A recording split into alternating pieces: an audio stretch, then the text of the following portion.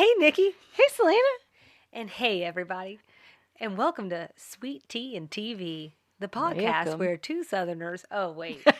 I don't have to do that, right? You don't have to do that part. It's a bridge too far. You know what I'm saying? Well, we've got some more proofs to do. I've done some real introspection in the last few episodes.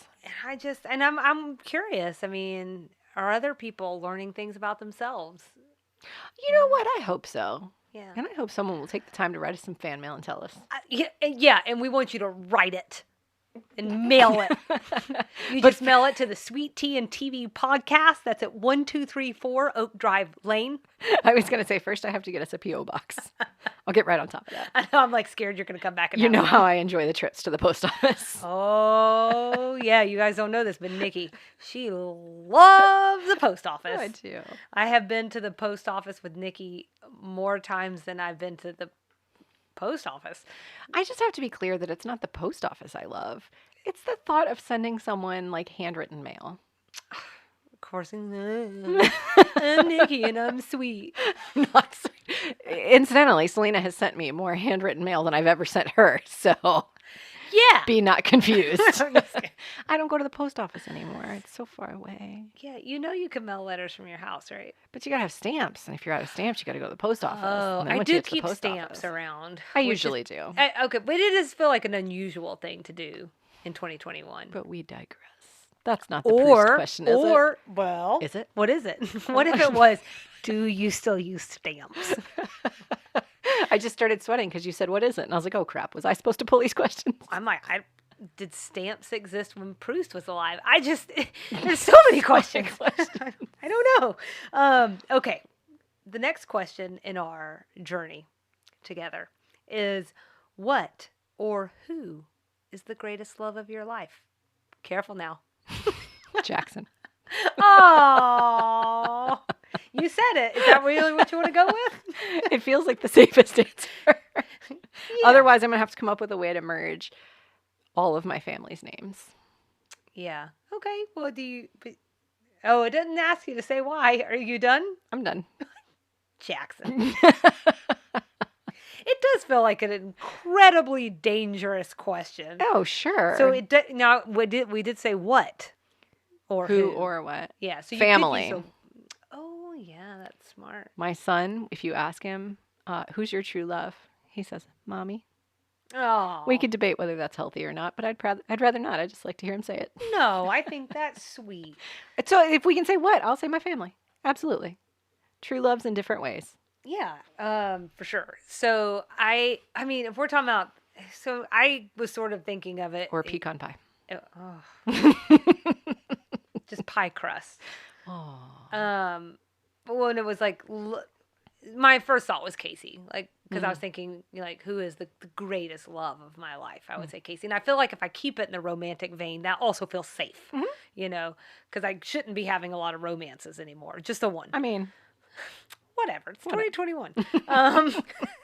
It depends on who you are and what you like. I don't know. So I'm going to say Casey is the greatest love of my life. There you go. And I love you if you ever get to this episode. If you don't, you know, I'll be berating you in between. Because that's what good partners do. Second question. Okay. When and where were you happiest? Oh, good Lord. I know, that's a hard one. I feel like maybe we needed like 10 years to answer that question, unless like you really do have something that's like really immediate. Like picking a very specific, so hard. I'm trying to give you some time. Thank you. Picking like a very specific moment in time is like really hard for me on questions like that. For me, it's more of like an idea. Right. Like maybe like it's much broader than that for me. So it's hard for me to say like, oh, well, yeah, it was Tuesday, October 1999. You know, and I was sitting in class, in my algebra class, and I was just, I don't know. This is sounding like the worst day of my life. Yeah. Tuesday, algebra class. Yeah. 99. We're on the precipice of the end of the world. It's Y2K, baby. It's scary. So, yeah. You got anything? I think that's really hard. I would have to pick a when and where happiest at different phases in life. I feel like this is a terrible question. This is stupid. Throw it out. How about this? Give me just like just one time, like where you just felt like that blissed out happiness. The Tuesday at work in algebra class. Oh God. No, Kyle and I have been on a few trips, just the two of us, vacations, and just sitting on a beach in the Caribbean with nowhere to go. And I'm like, similar to one of my questions on one of these last ones, because I'm so introverted, I get overwhelmed really easily at making a ton of plans, particularly when I'm on vacation. I like push back on making plans. Like, I don't even want to think about dinner until it's dinner time. Like, I don't want to talk about it. The biggest plan I have is to walk from here to there because the bar's over there and I need a margarita. Like, when I'm on vacation, I'm on vacation. So there have been a few times we've been in the Caribbean where I'm just laying on the beach. I'm not working. I don't even have my computer. I have no phone with me and just totally alone with Kyle. We're totally alone together. It feels, when I'm with him, again, to the point about greatest loves of your life, I think one of the benefits of having someone that you've been with for as long as he and I have been together is we just feel like the same person sometimes. So it doesn't feel like I have to entertain anybody. It doesn't feel like... You don't have to do that small talk thing. Don't have to do anything. You are not responsible for anything. So you just exist. That, and then the other time I was thinking of was... Kyle and I have actually talked about this before. I have a good friend whose parents had a lake house while we were in college. And the feeling of getting in the car and driving to the lake house on a Friday afternoon and like knowing you had nothing to do and nowhere to be and no one to talk to except your friends, that freedom was a very happy time. I do feel like I think we're hitting on something really good here. Which is freedom is good. So good. Don't get old. Yeah, don't get old. Just kind of like this idea of like, it's any time in my life where I have stopped myself and been like, you need to remember this moment. I want you to capture every single detail that you can. Stop fiddling with everything around you and just be here. And I think the most recent time I've had that feeling is I just came back from Ireland. So, which is, I've been to Ireland before, but I think it just reminded me just how magical it is. It's not like I haven't seen rolling green hills before, but their rolling green hills are the nicest. You know, The grass is always greener, I've heard. On Ireland's side. But just, there was something about like standing on a cliff. And there's like a lot of cliffs in Ireland. Standing on a cliff. Sounds very dangerous to me. I was told to back up from the cliffs several times and warned several times that I was being ridiculous because I was like right at the edge, like trying to take pictures. I was like on my hands and knees, like crawling across, and they're like, okay, Selena, you're banned. This is not going well. Yeah, you're the reason they put up walls. But just standing there in that moment and like feeling so small, but like in a good way, and just like feeling, I also like that feeling when you're somewhere completely different from your home, but there is something that feels similar about it, because I think that helps me remember like we're all the same.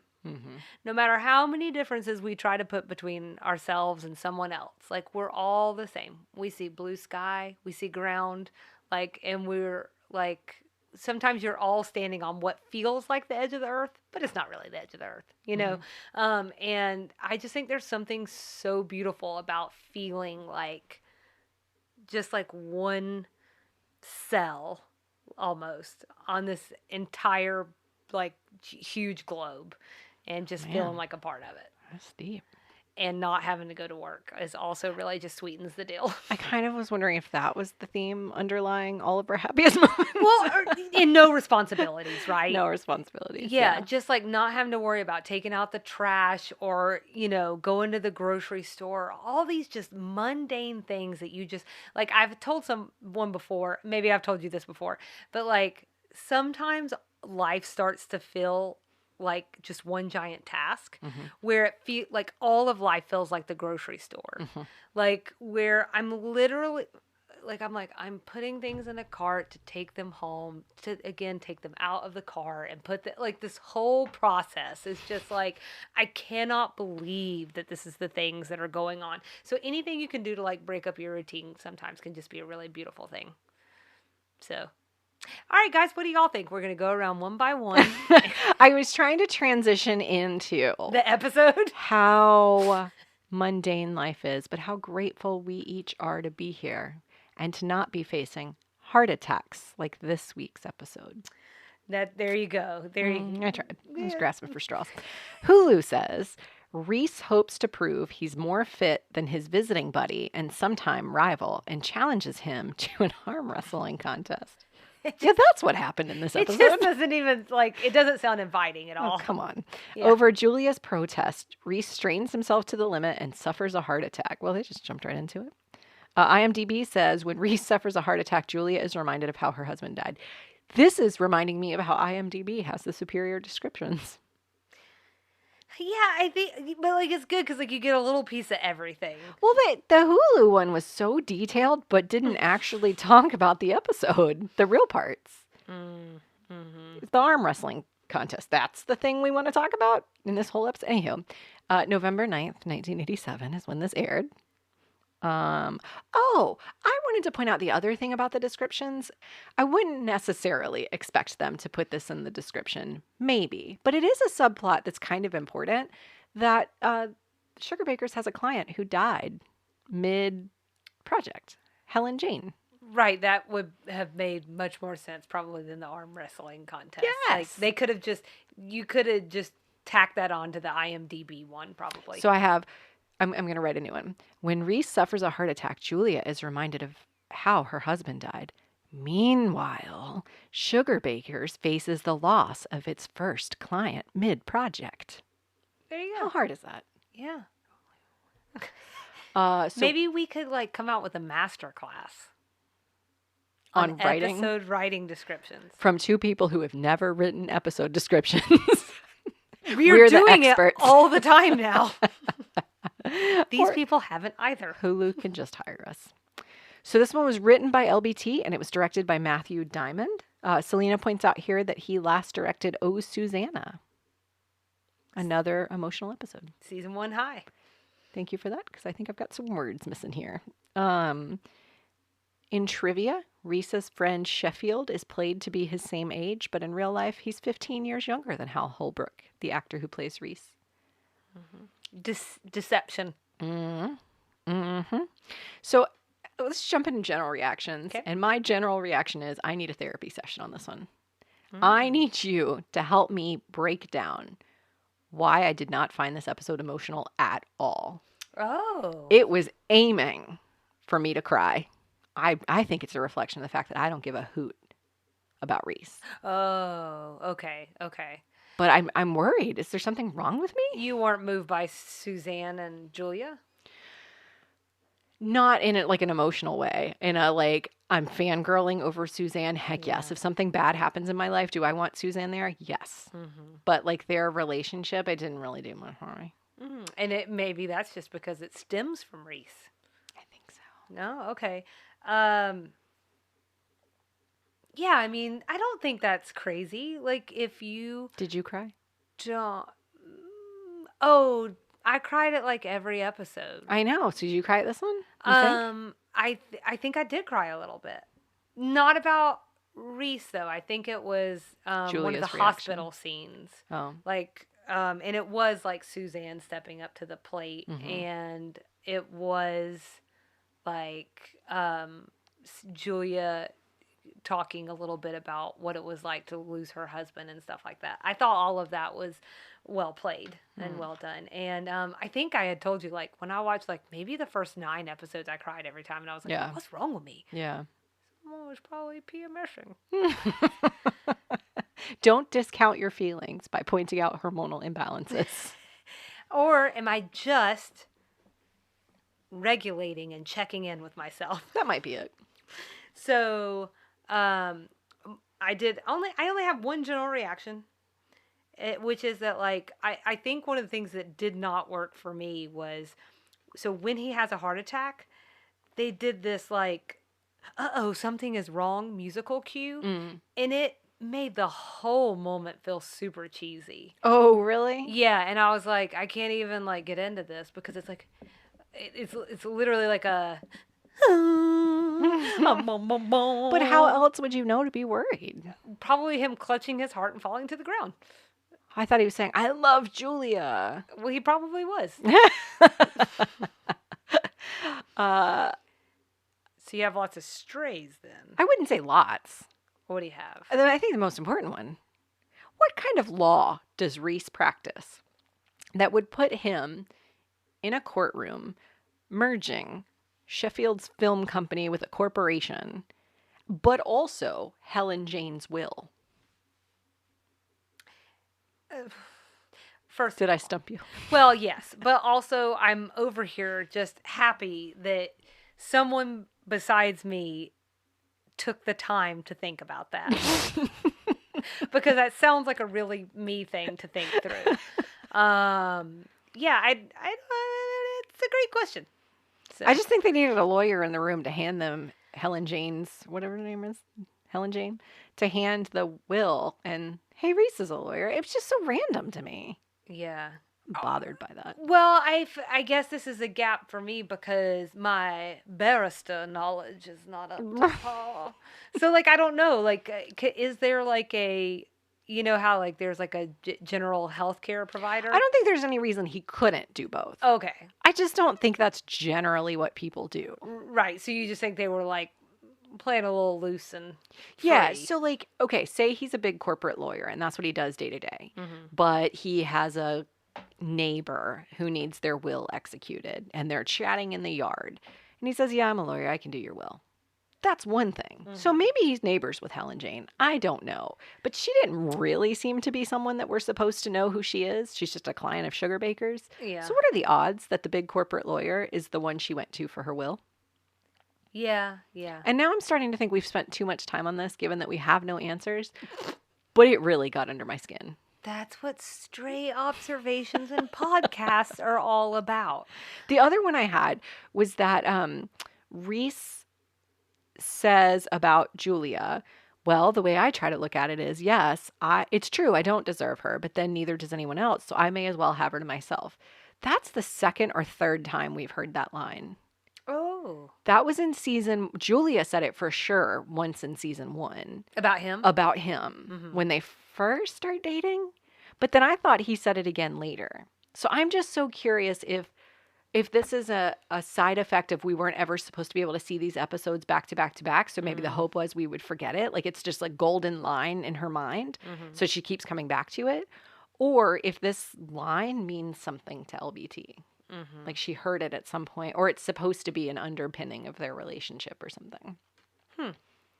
It's also, I don't know why, I just don't really love that compliment either. So. I don't know why. It just feels like a throwaway to me. Yeah, it feels like why not me, which I say all the time. So why not me? I could win the lottery. Yeah. It could be me. It could be you. I hope it's you. I do too. I don't know what that'll do for me, but you'll lose me care as a about friend. You. Oh, you're going to go into hiding? I'm gone. And you'll know 7 to 10 days after the lottery. When I don't show up anywhere. I appreciate that about you. So that's what you got to do. You don't want to get the curse of the lottery. This is true. Strays. What do you have in strays? So Charlene's whole diatribe about where has Al Pacino been. Oh. So I had to look at it. Oh, And like he did steadily work from like the 60s to the 80s, but he does have like a 4 or 5 year gap from like the mid to late 80s. So like 60s to the 80s, he's very consistent, and then just poof. So maybe I would have noticed that if I lived in the 80s. When she said that, I meant to look into it, and then I never did. But when I think of Al Pacino, I think of that's Dustin Hoffman. Uh-oh. I think of The Graduate. I was going to say Scent of a Woman. Ah, that's him. That's Al Pacino. And that feels like an 80s movie to me. It's in the 90s. But very early 90s. Chris O'Donnell. It's a great movie. It is a good movie. Hooah! Do you like that? There you go. Okay, I just got fired from the podcast. There I you think. It is a great movie. I love Al Pacino. Okay, I did have some more, and it doesn't really matter, but we do hear about Reese's children for the first time. Oh. Ansel and Margaret. Oh, okay. They already sound like their grandparents. Sorry, Margaret. Her husband's last name, Julia, was McElroy. I didn't hear that. Well, I just thought that was interesting because it means that I decided to take the leap that she did not change her name back to Julia Sugarbaker, which means that she kept the name Sugarbaker, which feels very progressive for the times. So I'm making a lot of leaps there. That may or may not be true. Seeing your eyes bat back and forth. Do you want me to ask you what you're... Okay. I wonder if this episode was weird or difficult for Hal Holbrook and Dixie Carter to do. Oh. Because they were married in real life. Did you know that? That they were married in real life? Nope. Maybe. I mean, I know that's their day job and everything, but think about, let me harken back to our last episode.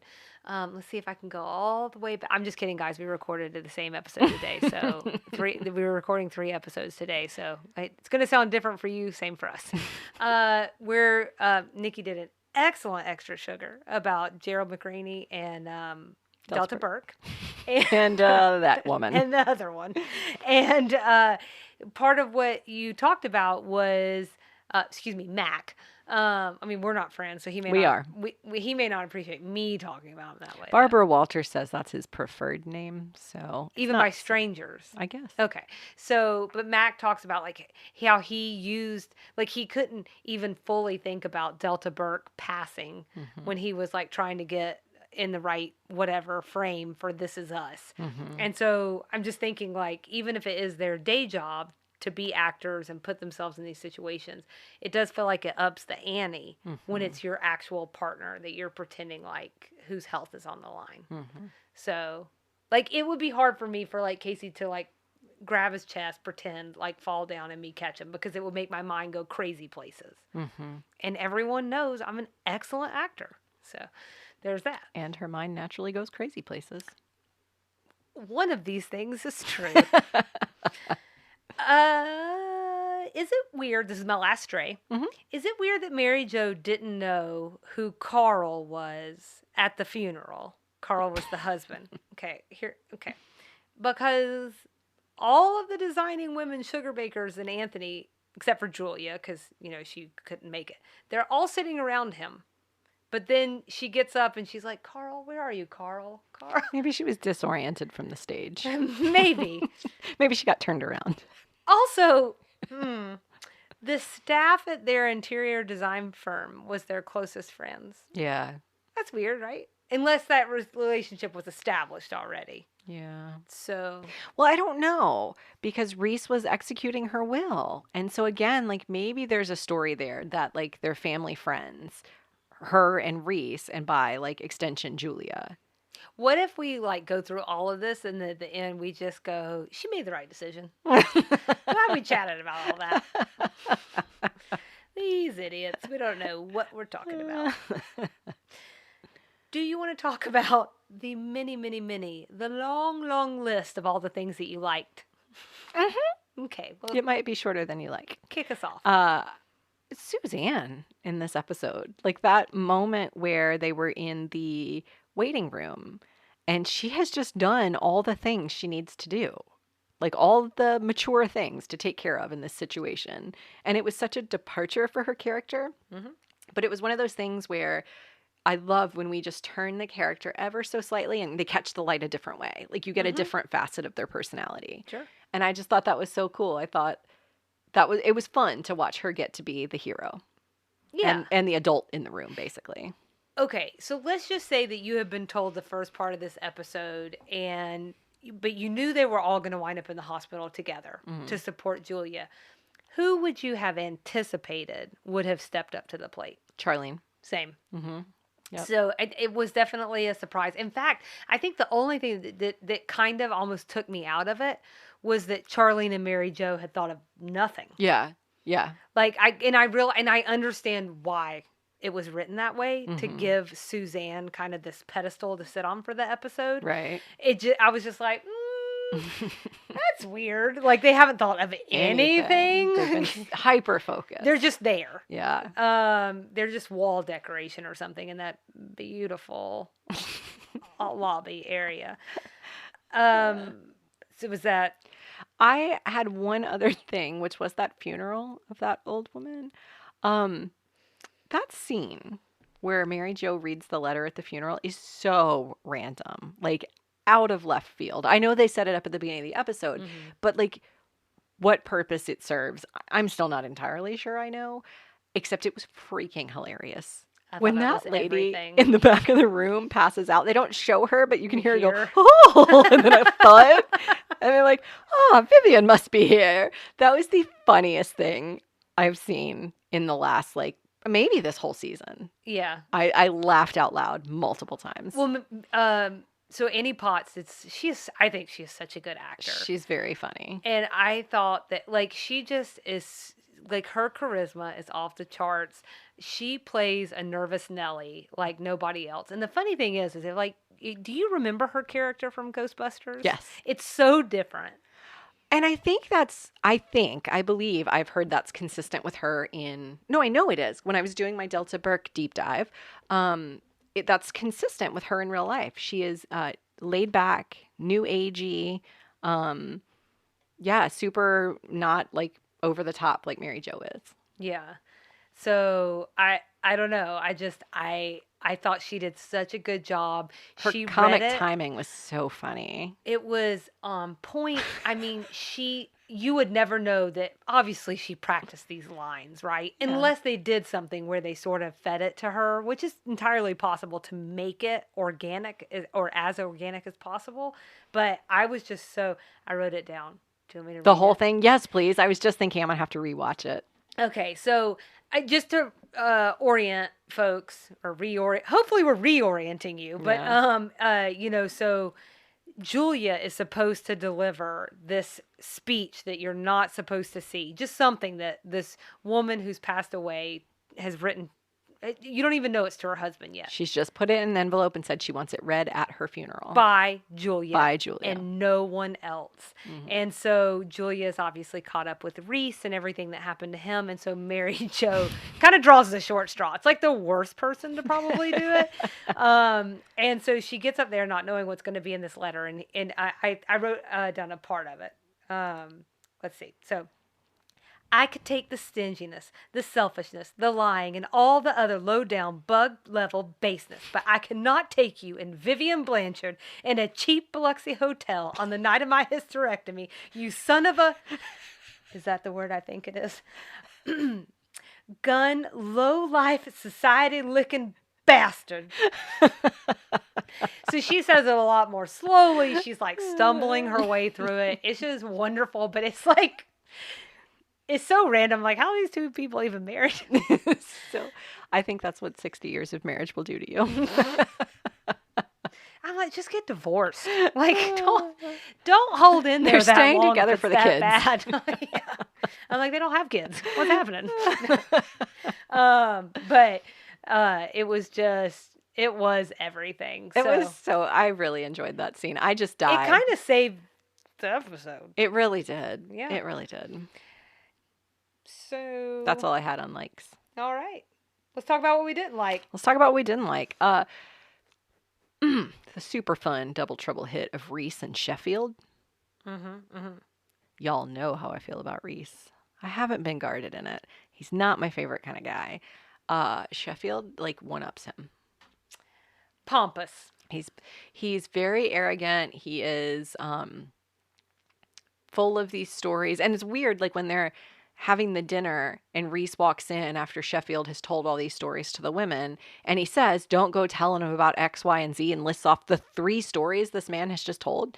So he only has 3 stories, but he wants you to believe he's living the best life ever. It sounds like their time at Yale Law together was terrible. And there's the whole taking a pass at Julia thing and saying, like, I'd give up my 30 or 40 year friendship with Reese if I could have you. Yeah. So weird. And on the back end, because she also, like, before he actually does, like, the whole buildup of this has been that, like, Reese doesn't trust him, right? That's built through the whole show.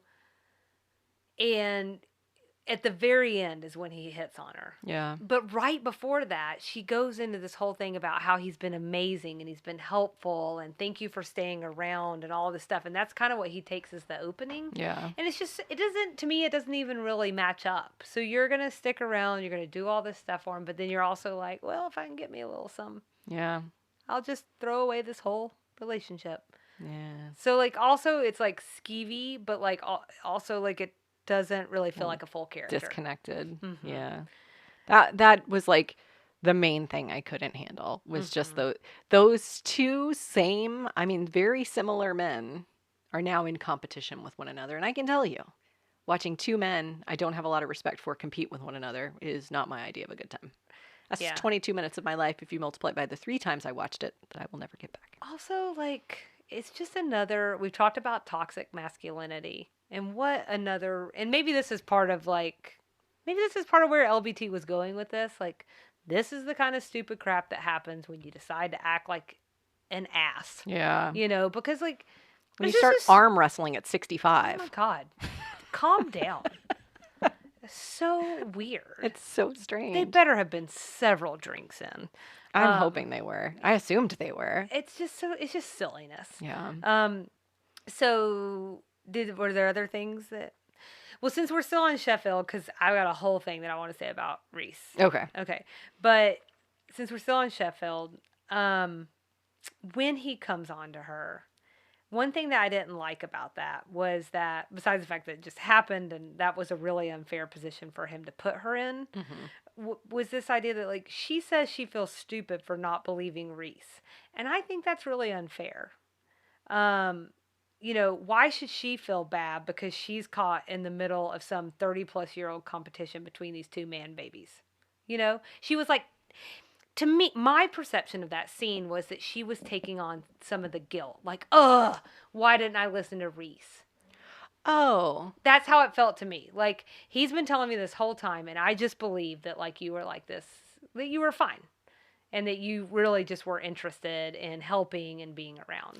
I didn't take it, I think that's a good perspective. I didn't take it that way. I took it more as, like, Julia doesn't like to be caught off guard, and she certainly doesn't like to say she's wrong. Yeah. So she's sort of like, oh my God, all the signs were there. And he was even telling me, and I still missed it. Yeah. How horrible. That's how I took it. Well, I like your perspective too. All right, moving on. Perfect.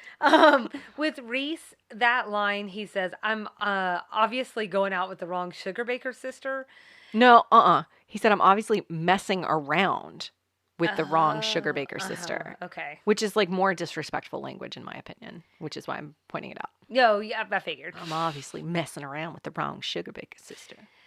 So I understand. Mess around with yourself. Sorry.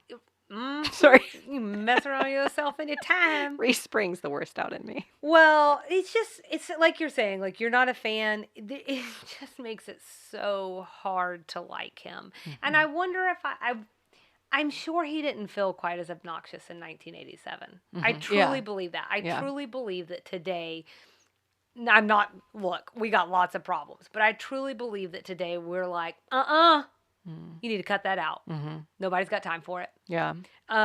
So I just think he's being very insensitive. So Julia is worried about him. That's it. All she's trying to do is, like, take care of him. He just had a heart attack. And, you know, all he can do is comment on the fact that his bottom half hasn't been attended to. Get out of here. And that he feels babied and is totally preoccupied with this whole jealousy thing with Sheffield. That scene toward the end with Julia and Reese and Suzanne sitting there. First of all, I think the interactions between the three of them all together are so, they're just very familial and very comfortable, which I do appreciate. I appreciate that it feels like they really are family. Which makes sense because I think they really were like family in real life. Mm-hmm. Yeah. So I appreciate how, like, you know, close together they feel. I will say, to defend Reese, again, going back to the issue of toxic masculinity, I think he already was feeling something about his age and his like health compared to It's Sheffield. vitality. And so for him to be the one that has the heart attack after Sheffield told him, I run 15 miles a day, whatever, the least you could do is like, go for a walk or something. To be the one that has the heart attack probably does. Your ego takes a hit with that. And then to have your woman friend, I was going to say girlfriend, to have your person like mother henning you probably doesn't feel so great. But the bottom half thing I didn't appreciate. So I understand that, and I think that's a very valid point. The other thing that was really insensitive about it, though, is Julia's husband died from the same thing. Yeah. So stop acting like a douchebag Yeah. for like 2 seconds. And think about her. Yeah. I mean, because and just imagine like what she is going through on like a psychological, my God, Reese emotional is the level. worst, Also. Let's just pile on. Well, I'm going broader here. Why are men the worst when they're sick? It's so bad. It's so bad. It's bad. It's rough. I don't understand. I wonder, is it because technically, sure, you call it a life cycle for women, but is it possibly because we're sick once a month? So Kyle says often, it seems so hard to be a woman, which I appreciate. I think some women don't like to hear that. I appreciate him acknowledging that because seriously, from the time you're like 12 or 13, for 3 or 4 days, you are deeply uncomfortable and you live in a world of discomfort. 3 or 4 days a month. 3 or 4 days. Yeah, sorry. 3 or 4 days? 3 or 4 days your entire life, you are uncomfortable. 3 or 4 days a month. That's a lot of days. Or it could be more. That's a lot of days to feel borderline uncomfortable. And it starts before cramps start. You start with the headache. I get a headache the week before my period. A nonstop headache. You have a headache, then you bleed. Like half the month you're uncomfortable. Every male listener just bowed out. I know. I'm sorry about that. I'm not. I'm sorry. Don't you be sorry. It's part. I always force Casey to listen to things because I think it's penance. I'm like, know what they did to me at the gynecological office today. We talk about that a lot without gory details, but I'm like, I have to do that once a year. Legs up in a stirrup and let someone dig around inside me. Because sometimes people have to go in multiple times if something's going on. This is what I'm saying. So it's just it's a lot. The whole thing, toe to eyelash is just a lot of upkeep. And I'm not gonna hold men accountable for that, for not having that experience. I do just want acknowledgement that it is harder to be a woman. That's all I'm asking for. Well, all I'm asking for is to not be a baby when you're sick. I don't care. Be a baby if you want. Just don't expect me to baby you. Oh, there you go. Well, I don't know. It's kind of like if someone's a really big sports fan. I feel like Selena's really stepping into her element here. I feel like I'm code talking about Casey though, is what I'm saying. But like, Casey is not the only person who's done this, and he's not that bad because honestly, like, I cannot stand it when people like their favorite sports team and they decide to like something. Like they lose. Yeah, you're right. All my words are not good here. But like their favorite team loses and then they proceed to make everyone else's life around them miserable. This is my problem. If you are sick and you just want to be like a butthead, but in a room by yourself, fine. Cool. But if you come out of the room and you decide to make everyone else miserable, and this is anybody. This is more than just penises. And you decide to make everyone, I had to get it in there. You had to get it in there. There's a joke in there somewhere too. Then that is my problem. Yeah. Because you should, and I think that's the thing. Like, we have to suck it up and figure our way through it once a month. So if we can do that 12 times a year, and then, we also get sick like regular human beings. Right. Just work with us. That's all I'm saying. How much of this is going to make it into the final podcast? I've lost the thread of relevance to the show. Reese being like a baby while he was sick. I hate Reese. Look, you found the thread. Back in the game. So, would you like to rate this sucker? I would. What you got? Elderly arm wrestling matches. I'm going to go with that one. What was yours? I didn't have one. Oh, that's what that face was. Uh-huh. Okay. Just elderly arm wrestling matches. I like it. A 2 out of 5. I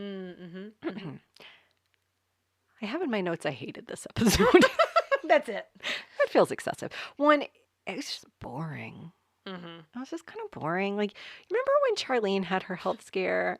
And I was like on pins and needles to see what happened to her. With Reese, I was just like, can I just fast forward to the end and see if he's still around? Which is horrible. But I just think that reflects my... But not really, because he's a character, not a real person. Good so call. It's probably fine. Hal Holbrook was probably lovely, and I would have worried about him personally. I think he actually, and I've said this before, I think that's the thing that makes this hard for me, is like, I think the things I've read and seen about him do seem perfectly lovely. And so it just doesn't, it falls apart for me a little bit. Part 2 is, why are men so creepy on this show? Like, his fixation with Julia was, like, super uncomfortable. Sheffield's or? Sheffield's. Uh-huh. Yeah, he's like, I don't know, how fast he, like, threw out everything. To, like, even just ask her on a date was just, it was, and this is, like, a continuing thing. We just watched Dash Goff, who we went on at length about. So, like, I just wish we could have a male character that I really enjoy. Anthony. Well, yeah. Just that I wish we could have a male character who's like interacting with our ladies in a romantic way and treating them well. I think we're gonna get one. Who? Oh, it's a surprise. Quint. Huh? Nothing. Oh, Quint. All right. What's your rating? I think I'm gonna give this one a 3 out of 5. Oh, generous. Well, I'm only doing it because of the arm wrestling match. Arm wrestling match and just Reese Watson.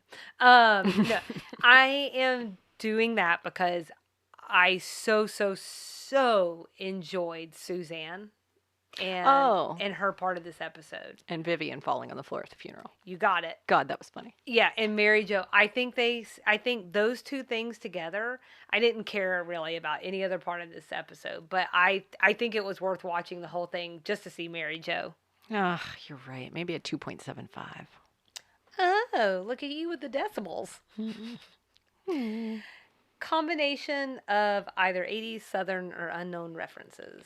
There was a slew. Gosh, I'm telling you. When Sheffield did his like Hollywood spiel, so I just wrote them down quickly. Warren Beatty, Al Pacino, Kirk Douglas, Brooke Shields, and Prince. And there was one in there I had to look up. Okay. Should I go into it now? I had it under references I had to look up. It was okay. Ishtar. Yep.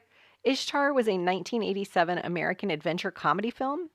It was produced by Warren Beatty and who co-starred opposite Dustin Hoffman. Is that why Dustin Hoffman's on the brain? Maybe.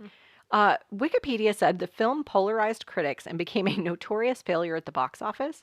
Many have considered it to be one of the worst films ever made, although critical support for the film has grown strongly since its release. I have literally never heard of this movie. It sounds like a good plot.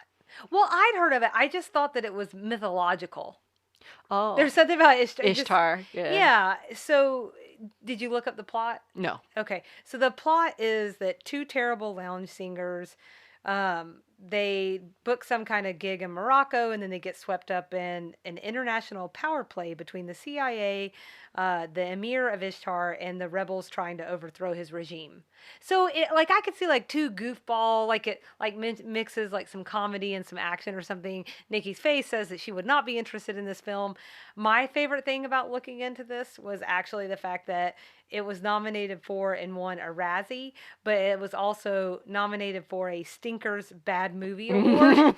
I've never heard of that. Me neither, but it's now my favorite thing ever. Oh my gosh. I was like, what a Stinkers Bad Movie. Like, it's bad when you need to say Stinkers. I wish I had thought of that first. It's a great name, isn't it? That is fantastic.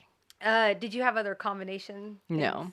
Okay. I feel like you're going to have to hold me accountable because I think we did something where we, like, all the slew of references, I threw in my references. Oh, I see. Okay. That'll make sense to me and you and to no one else, I think. Which, incidentally, makes for great listening. So, another one that felt to me like it was 80s and it was something I needed to look up was Bridget Nielsen Stallone. No, yep. I got that one too. I know who she is. But I was interested because, and I knew she was married to Stallone because she's just Bridget Nielsen now. But I was just interested, like, why was that a talk of the time? Because the reference in the show It's about tabloids. And I didn't really understand a lot about their marriage or their breakup. So this would have been around the time period when they divorced. They've been married 2 years after meeting on Rocky 4. She was 22 and he was 17 years older. And it sounds like they were just in the tabloids like a lot at that time. And even just that general setup with that age difference and probably some sort of whirlwind romance, I'm guessing, just fodder. I'm imagining. I mainly remember her from Beverly Hills Cop 2. And then I always think of her in those reality shows. I thought you were going to say you mainly remembered her for dating Flavor Flav. I forgot. I knew that was a spinoff, but I couldn't remember what show it spun off of. Do you remember? It's in there. Are you sure you want to remember? Or you want me to just tell you? It's rehab. It's like rehab, right? It's The Surreal Life. Oh. So they would take all these celebrities and like throw them in a house together. Oh, and that's not what I was thinking. Oh, okay. I thought she went on a rehab Celebrity show. rehab? Yeah, I thought she went on a rehab show. Anyhow, go ahead. It's possible she was on that one too. I Carry on. don't remember. But she was Surreal Life. That's where she met Flavor Flav, and then they had a spinoff and had their own show. And then he spin off from that. And I used to watch all of those shows. Flavor Flav of Love, or I have never watched any of this. Maybe? Flavor of Love. Flavor of Love. I'm like, that sounds better, right? Flavor Flav of Love. I think it feels like I just went through like the writer's room. We're all like, get all the bad ones out.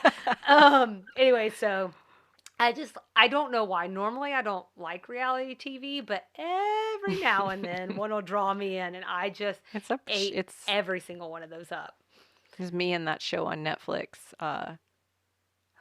Me too. The one where they all get married. Yes. The engagement one. You're the one that got me hooked on it. I know. It's a sickness. Blind. Love is Blind. Yeah. And then they did the reunion. I just sat there and watched it mindlessly for hours. That's what they do. God. It's like sugar of TV. Just no. You got to have more. Anyways. It's good, but very little nutritional value. You should write. So another reference that I had was for 80s, and I needed to look up, was just the Doublemint twins. Oh, yeah. Okay, like I know, but like I found like a 1987 version, which I'm pretty sure is the Doublemint twins they're referring to that Sheffield dated. I just needed to know. Incidentally, if it was, those two twins. Twere it, the twins. Oh, I like that. These two held the role for the longest, for 10 years, starting in 1985. How old were they in 1985? Like 16? I hope they were older than 18, if they were dating Sheffield. Well, that's why I went with 15 or 16, because then that would have made them 18 by 87. Oh, okay. Either way, ew. And then I was wondering if you notice in the hospital waiting room. Oh, I think something got moved on mine. In my notes. Perfect. Don't worry about that. Oh, that's not true. Nobody cares about your order, Selena. I'm killing it. So this is an 80s reference alone. I thought I saw a cigarette machine in the hospital lobby. It was a crazy time. You just smoke it up in the hospital. That man is in the hospital for a heart attack. People are smoking in the waiting room. Again, I'm an ex-smoker, so I hear myself. Hypocrite. Well, you weren't smoking in the hospital, were you? Not that I recall. Do you have any 80s references that you would like to share? Doublemint twins. The Doublemint twins, so I stole yours. Okay. I can live with it, though. Okay. Southern things. Another Scarlett O'Hara reference. Biloxi reference. You just read it when you read the letter. Biloxi, Mississippi.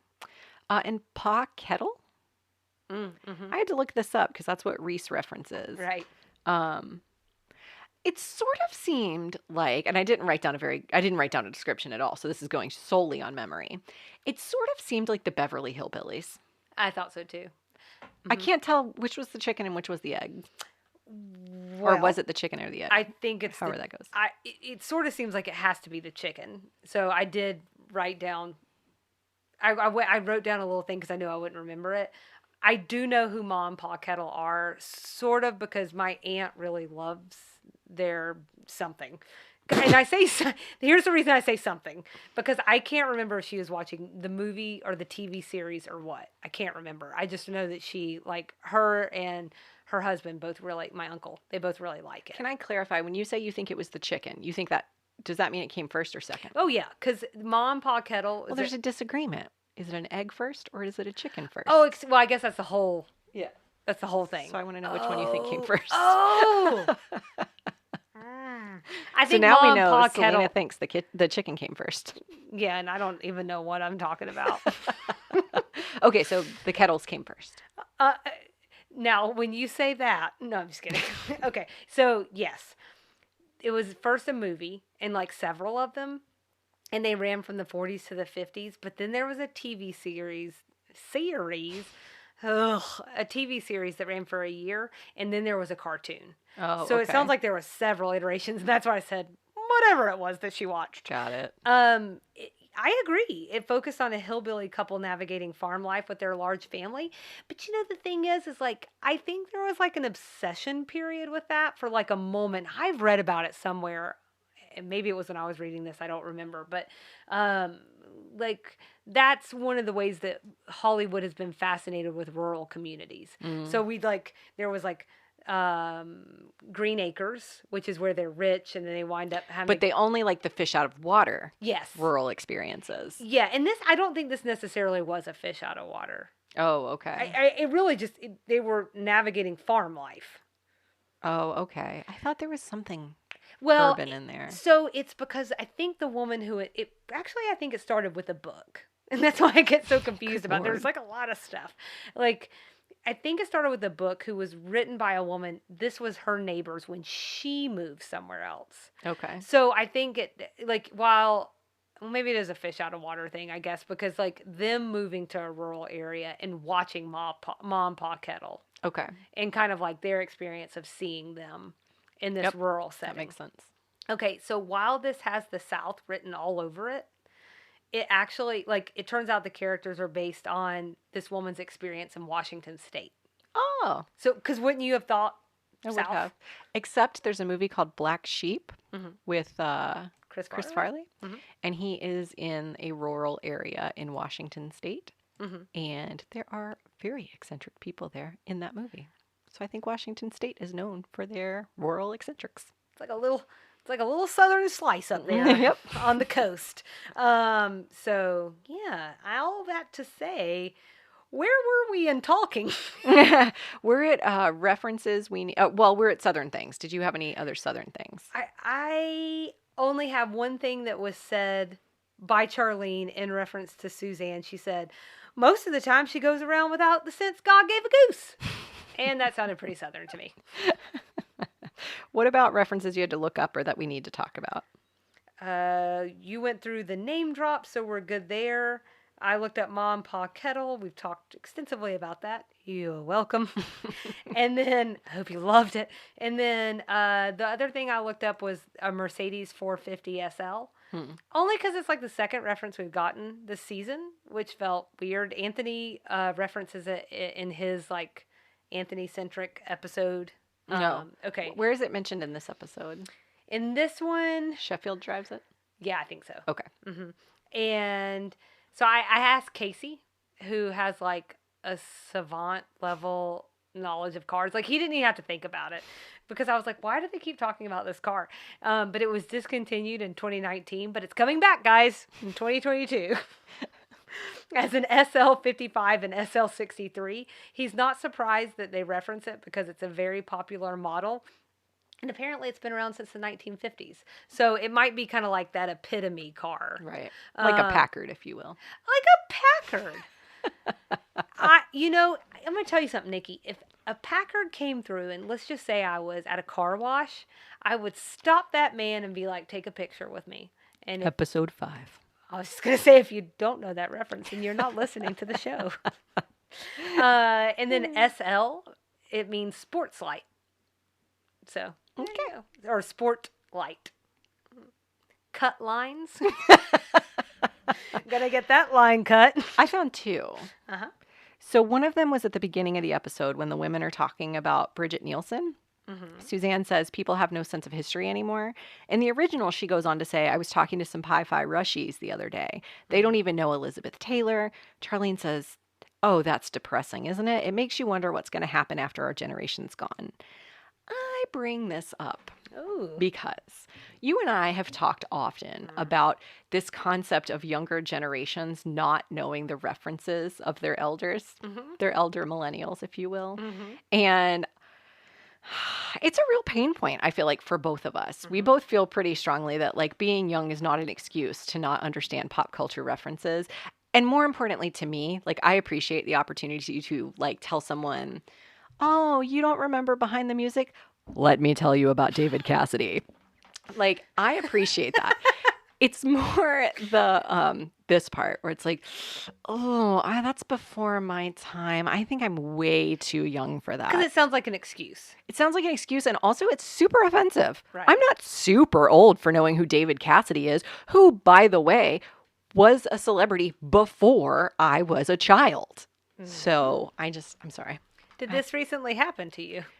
No. Oh, okay. No, it hasn't. But I just, that line when I was reading the cut lines, I'm really trying to limit my commentary on cut lines to things that actually matter to me.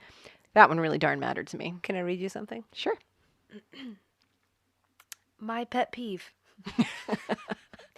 When people don't know references outside of their generation. Sorry, who's Elvis? That was before I was born. You sound like an idiot. Educate yourself. Now, I have a theory, which I know I've shared with you before, that I think a lot of it right now for this current generation is coming from a place of the way we consume media. Yes. So when I was a kid, we had VHSs lying around that my parents had collected in the 80s, and you had really nothing else to do, so you'd throw it in and you'd watch Rain Man, or what was the one I just mentioned a few minutes ago, Scent of a Woman. Do you want to know how I've watched those movies? Because my mom had the VHS, I was home on summer break, and I popped it in and watched it. We consume media so differently now that I feel like it's easy to get past some of those things and not see them. So I will, an addendum to that. I think another reason, it's not just like the digital aspect of it, and the fact that maybe you don't have access to your mom's tapes or whatever, but it's also this idea that everything is, it used to be really general and broad. Everything was meant for everyone. And as time has gone on and the media landscape has changed. We're sold. Well, I was thinking more, it feels like a class. Like and media things class. have changed. Well, but everything's like hyper tailored. Yeah, that's true. So if you want to watch something about green necklaces in the springtime, well, that's wonderful because it's already on Hallmark, your Netflix queue. Yeah, it just released the green necklaces for springtime collection or whatever. Yeah. So it feels like people just live inside their little bubbles or niches. Also, it's probably a reason why we don't get exposed to enough people's perspectives and leave said bubble, because even if we don't agree with other people's bubbles, we need to know about them because it makes us better humans. All of this to say, we're doing this podcast. Selena and I are learning pop culture references as we do this. So there's a lot out there I don't know, but it just tweaks my melon when kids are like, I'm too young. I don't know what Michael Jackson. What are you talking about, Thriller? But, you know, I've heard people, just to say that it's not just us getting old. Yeah. Because this bothered me with when people our age do it too. Yeah. Because I've definitely, like, and it'll be stuff that's like in the early 90s. Yeah. For people our age, I'm like, hello, you were alive in the early 90s? You never popped on the radio? It's a real sensitive spot. That's why I brought that one up. I liked it. What's your other cut line? The second one I brought up was there was a kerfuffle in the waiting room that we didn't get to see. Yes. We have all the ladies together and no Anthony. And then suddenly you get to the waiting room and Anthony's there. Well, there was a kerfuffle. I finally pieced it together that it was about Anthony, this cut line. And I'm piecing together that it was racist. Indeed. So basically he shows up and there's some kind of security guard or something challenging whether or not he can be there. He's coming to visit and bring food. Right. That's true. Be a good person. Yep. And Anthony calls him racist swine. We didn't get the opportunity to see that. I know. I thought that would have been nice. I think at that part. Vindication. Mm-hmm. and that's one of the things that Anthony's character has really been applauded for, is for calling people out. Yeah. And in a time where that wasn't as common. Yeah. I had 2 other ones. Okay. So you may have mentioned this, I don't know. So I apologize. Helen Jane. They do actually, there's a cut line where they find out that she passed. Oh. Mary Jo goes to pick up some samples from her house. And when she does, that's when they find out that she passed. And it kind of just threads it into the episode a little bit more. Well, it's good that Valerie, or whatever her name was, the Veronica, wasn't there when she got there. Yeah. That would have made it even more awkward. That would have been bad. And then the last one I had is after Chef kisses Julia, they cut a line where he talks about how he and Reese have always been competitive. But that feels like a good cut. So we kind of know. We get it. That would have been just a little too much. So next time we get episode 8. Cruising. Cruising. Not cruising. We'd love everyone to follow along with us and engage. We're on Instagram and Facebook at Sweet Tea and TV. Email sweetteatvpod@gmail.com, where you can send us your Proust answers and let us know what you're learning about yourself. Our website is www.sweetteatv.com. And hang tight for extra sugar. This week we're going to play our Southern trivia game that we started last season. We're going to bring it back this season. Whoop, whoop. Nikki's about to get real competitive, and I'm about to cry. We're going to see you around the bend. Bye!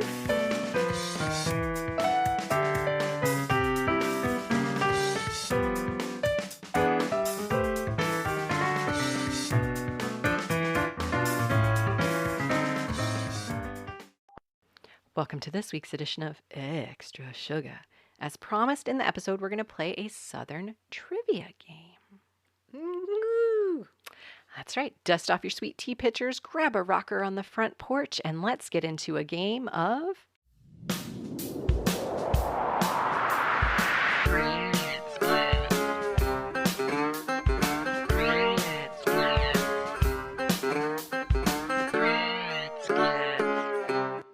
Blitz. All right, Selena, I'm feeling competitive today. Just today, huh? Today's the only day. I'm never competitive. Well, are we making any wagers? Oh, I didn't think of this. Let's not do money, because that's too easy. Oh. Uh-huh. Oh, you want to put a bunch of cash on the table? table? Let's do a house. You just buy me a house. Let's do for pinks.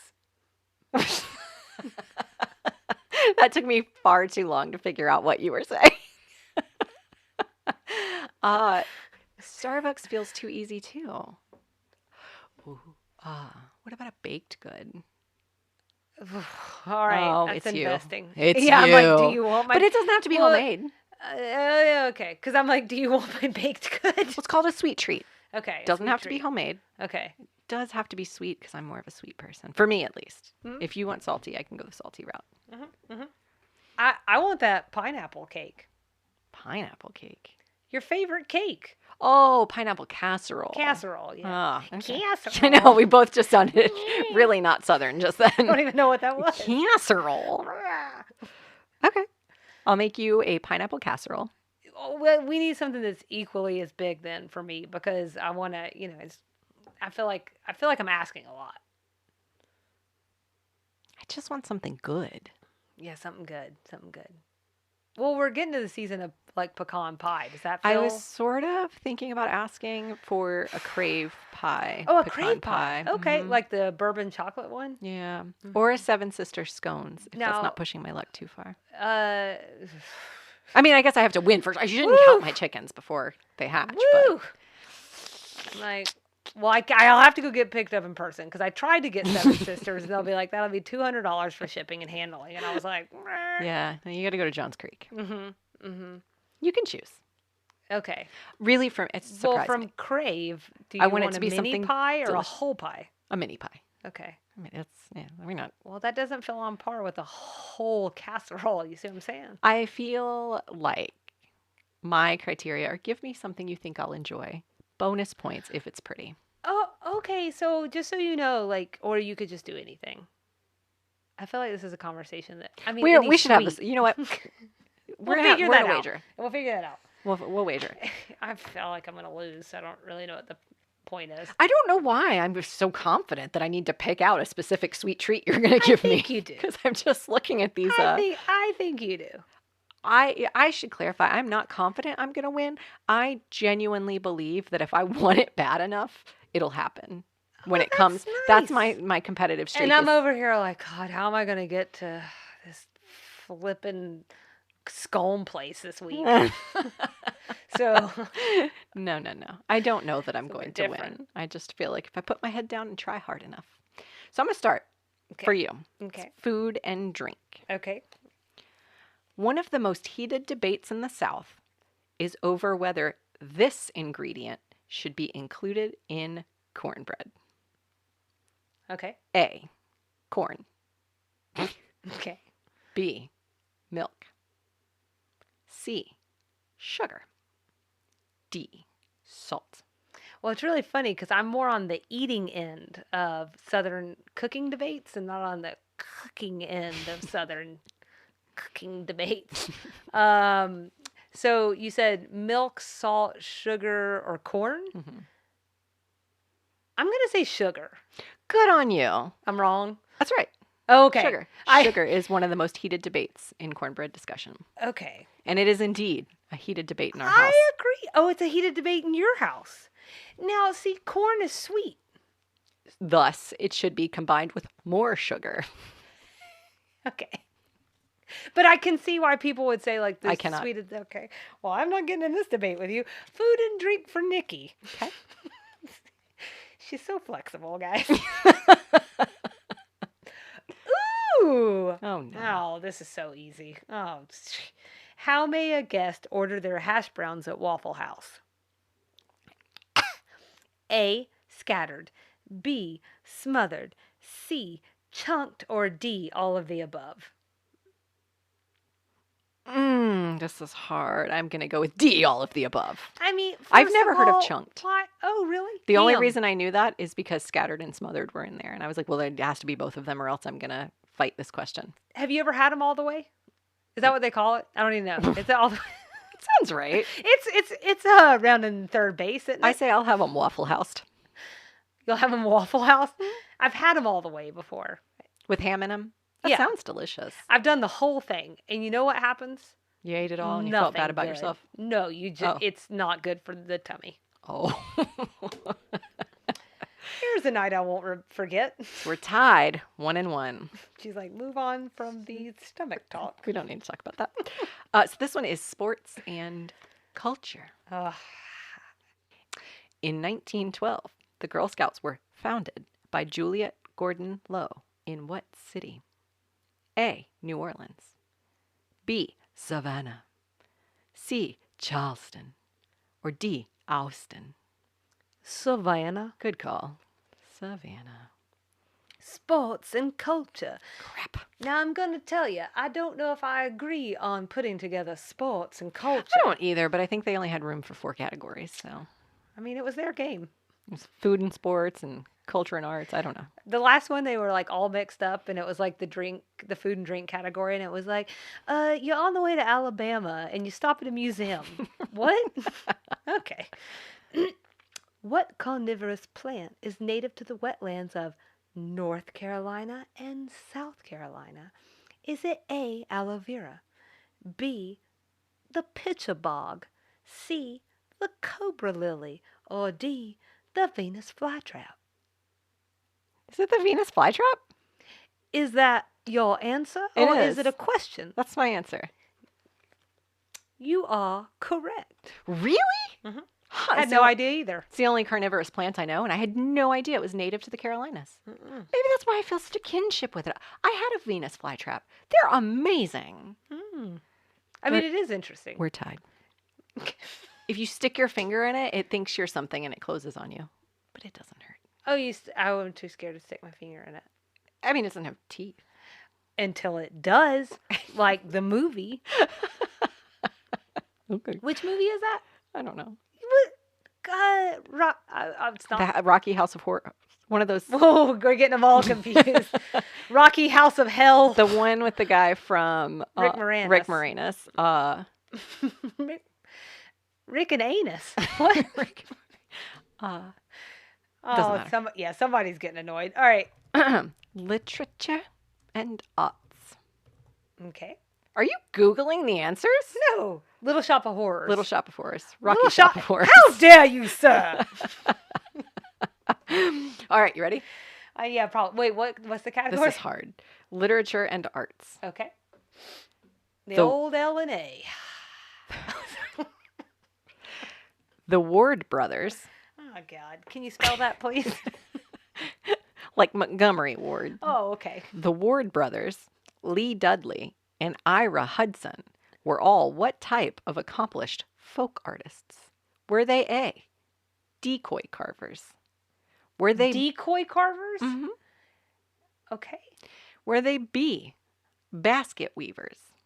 Mm-hmm. Underwater. Were they C, puzzle makers?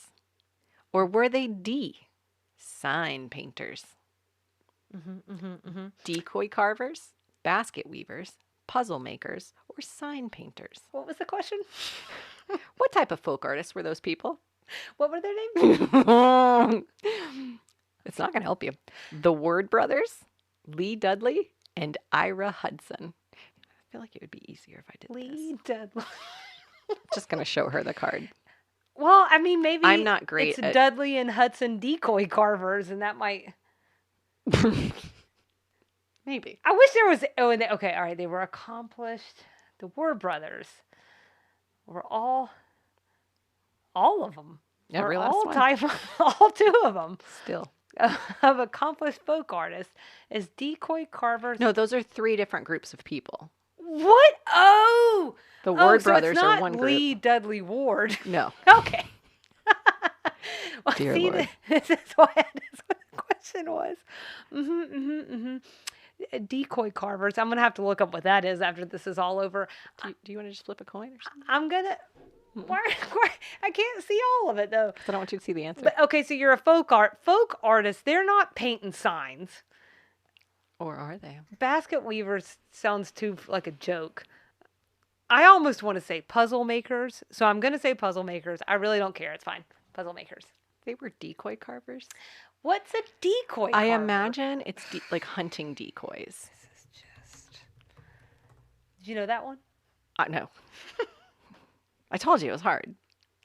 That's made up. Okay. Oh, it's my turn. It sure is. We're on literature and arts, which is the hardest Okay. one. The old L and the A. I mean, it won't be for you. Okay. My wound. This is a quote. Oh, God. My wound is geography. It is also my anchorage. My port of call is the opening line of what Pat Conroy novel? A, The Great Santini. B, The Prince of Tides. C, Midnight in the Garden of Good and Evil. Or D, Charleston Walks. Would you like that one again? No. B. Is that right? Yes. Oh. What was it? You just guessed B, but you didn't know what it was? It wasn't the Midnight of Garden. It was the Prince of Tides. Uh-huh. Yeah. Okay. I mean, it's pretty well I was torn novel. between the Prince of Tides and the first one, the Great Santini. Okay. And then I briefly thought about the Midnight in the Garden of Good and Evil because I wondered if that was like a quote about the orienting you to Louisiana for that. Oh, which would be terrible because Midnight in the Garden of Good and Evil is in Savannah. Yeah, that's right. Whatever. Wherever it is. But you got that But question I got it right. Okay. I'm sorry. I chose from the middle of the deck. I have not looked at I don't think you're these. cheating. Okay. I think I'm in hell. Maybe when my hands are clean, I have nothing written on them. Well, I'm sweaty, though. What spot in North Carolina was made famous by Orville and Wilbur Wright when they took off from here on their first flights? Was it A, Kitty Hawk? Was it B, Asheville? Was it C, Nashville? Or was it D, Greenville? I'm going to get this wrong, I think, maybe. I feel like I should know this. I'm not a big fan of flight history. But all that It's said, just like human history. I want to say Kitty Hawk. Is that your final answer? I hate it when you look at me like that. It's a good tool though. It's a good tool.